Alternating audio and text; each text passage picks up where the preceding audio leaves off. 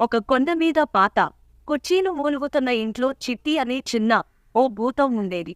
చాలా భూతాలలా కాకుండా చిట్టి అస్సలు భయంకరంగా ఉండేవాడు కాదు.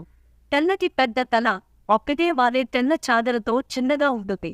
చిట్టికి తన పాత ఇల్లు చాలా ఇష్టం, కానీ ఒంటరితనం బాధిస్తుంది. కొత్తగా వచ్చిన ఒక చిన్న కుటుంబం. మమతకు ఇద్దరు పిల్లలు, ఒక అబ్బాయి ఒక అమ్మాయి. వాళ్ళ చిన్న అమ్మాయి పేరు లిల్లీ.